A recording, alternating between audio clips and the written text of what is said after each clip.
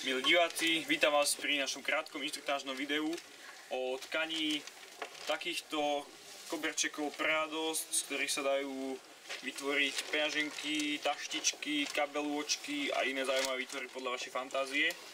Čiže úplne základná vec sú takéto krosienka, ktoré zoženiete za facku na internete a možno v iných kutilských obchodíkoch. Čiže úplne základnou vecou je natiahnuť si takúto tkaninu na tieto krosienka, na ktorých je tu presne, sú tu určené drážky a keď si krosienka kúpite, tak vlastne vy to tam natiahnuté už malo byť, takže podľa toho sa to naučíte robiť ďalej. Pre istotu vám môžem ukázať ešte v krátkosti, aký je teda správna postupnosť tohto namotávania. Na začiatku máte krosienka, takýto kolík a tkaninu. Takže na obyčajným lodným uzlíkom najlepšie si tkaninu upevníte o tento kolíček.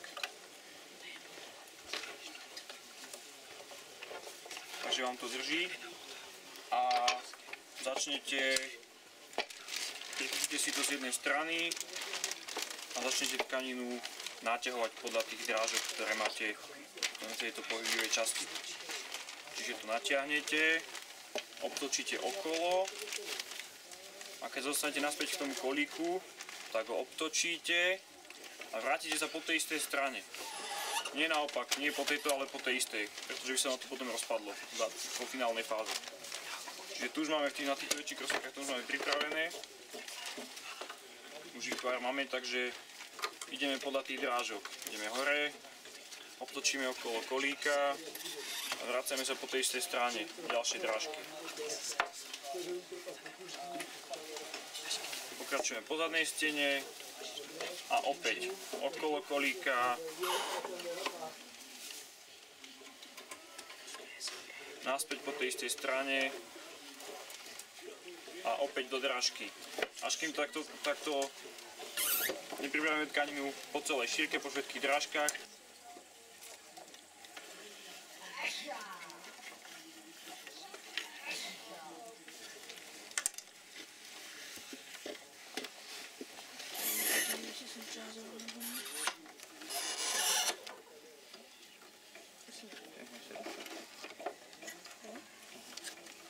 A na závere to opäť prichytíme lodným uzlom o tento kolík.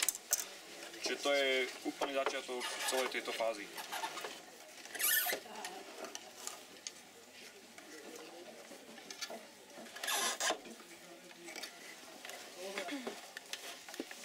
Máte niekto žlutou?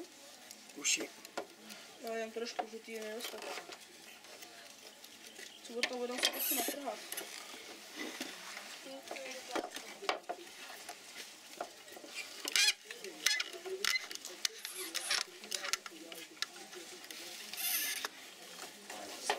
Dôležitou súčasťou prípravy na proces tkania je príprava látky. Či už to bude z látky novej alebo látky použitej. Nastriate si ju na určité pasiky, aspoň na začiatku.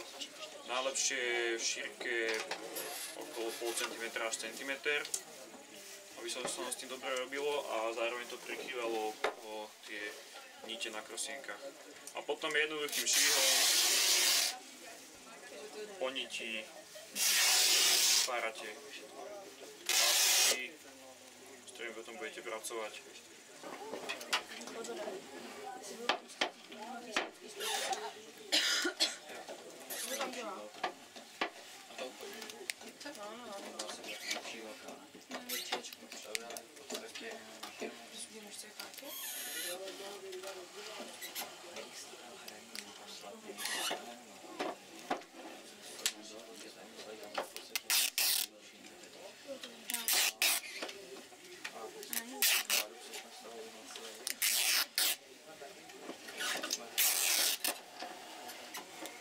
Pásík by mal byť plus minus v rovnakej šírke, takže sa vôbec nebudete do toho oprieť.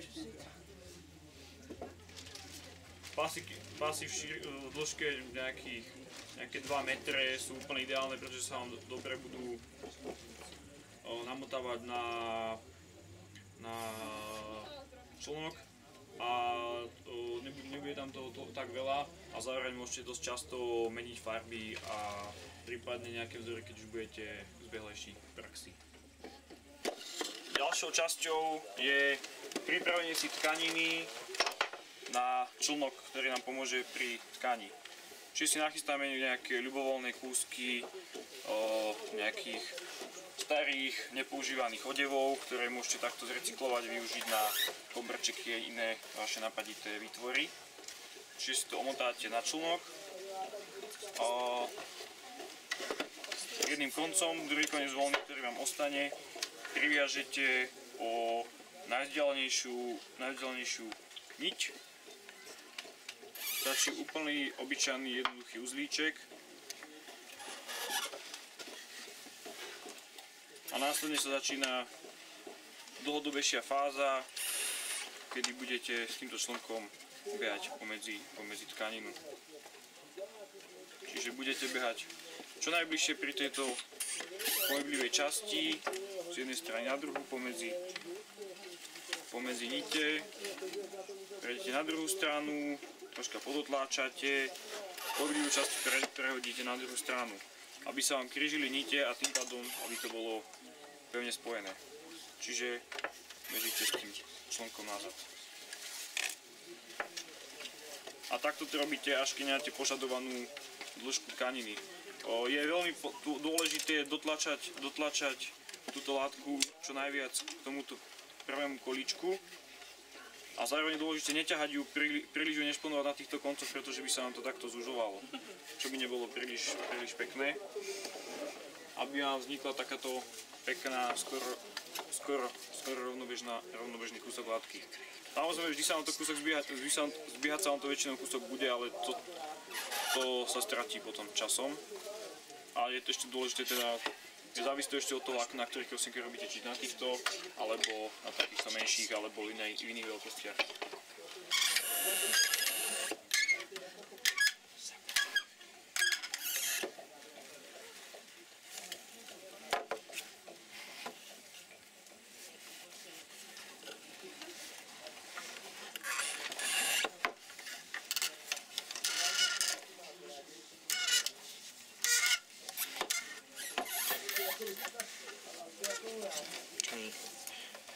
Ďalší kúsok látky nadpájame taktiež obyčajným ambulančným uzlom, keďže ambulančný uzol sa používa na ploché spoje, preto sa aj druhým názvom volá plochá spojka, keďže nie je až taký výrazný a na finálnom výrobku nebude taký badateľný.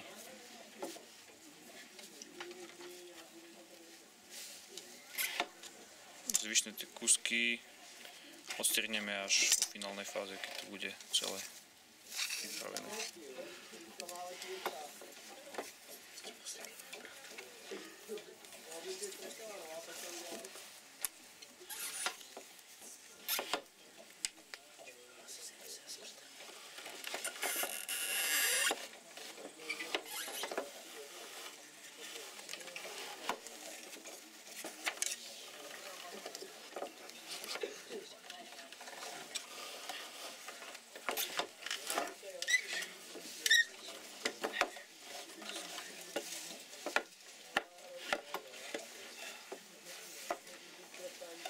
Je dobré túto látku natlačiť čo najviac, aby vám nite takmer nebolo vidno, čiže tento výrobok bude krajší. Bude to trvať dlhšie, ale finálny koberček bude hutnejší, tvrdší a určite viacej vydrží. A keď nebudete chcieť mať nejaké tašky, tak nebudú sa v ňom vytvárať žiadne nechcené medzery a diery.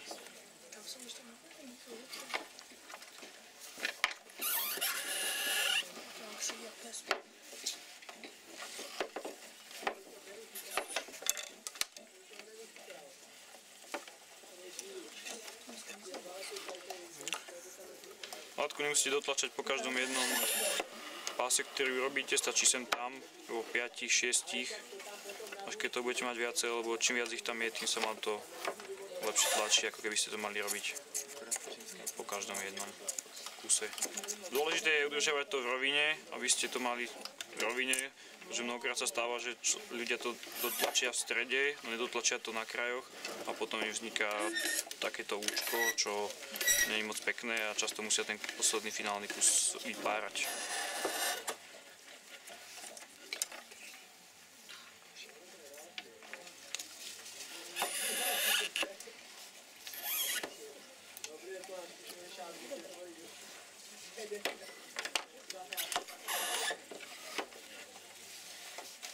Takže takto beháte, až keď nemáte požadovanú dĺžku. Ako náhle sa vám to zväčšuje, tento kúsok látky, dostávate sa bližšie k tejto pohyblivej časti, čo býva problém, tak potom si tie krosienka chytíte takto do rúk a pretočíte. Čiže ten kus látky, ktorý robíte, sa vám bude pretáčať dozadu. Môžete ho dostať už do takej dĺžky, že pôjde odtiaľto po celej zadnej stene a dostane až sem. A to je asi koniec, lebo na týchto malých krosienkách už dlhšiu vec asi pravdepodobne nespravíte. Čiže keď máte dostatočný kus, aký teda chcete použiť, ukončíte túto tkaciu procedúru, tým, že to pekne podotláčate. Na poslednej nitke spravíte uzlíček ako na začiatku, len aby vám tá látka neuchodila.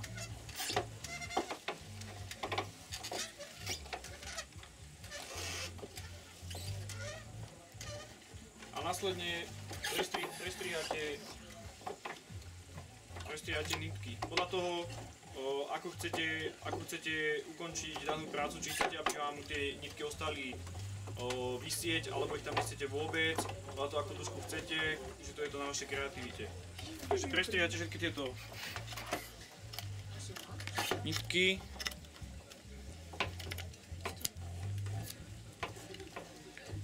A celý produkt dáte z týchto krosienok dolu. Následne musíte previazať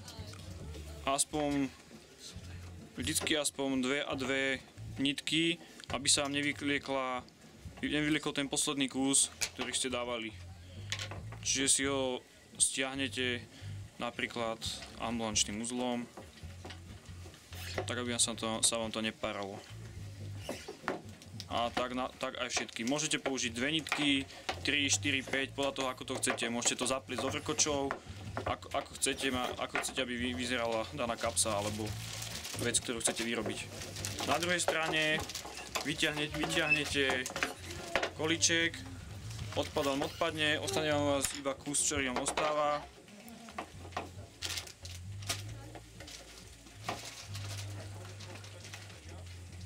Na jednej strane ostane voľný koniec nitky a ten musíte priviazať k najbližšiemu očku, aby sa vám to nepáralo.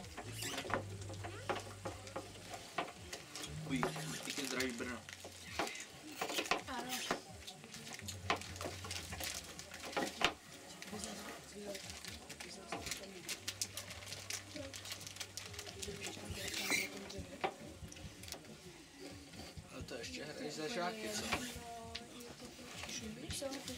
Ještě hraj za žáky. A potom podoťahujete až na koniec celú tkaninu. Ako vidíte, tento kus látky nebol dostatočne natlačený, čiže tu vznikajú takéto medzery, ale ide hlavne o to, aby tento koniec vyzeral pekne zliatý a táto medzera sa v priebehu celej látky sa vytratí.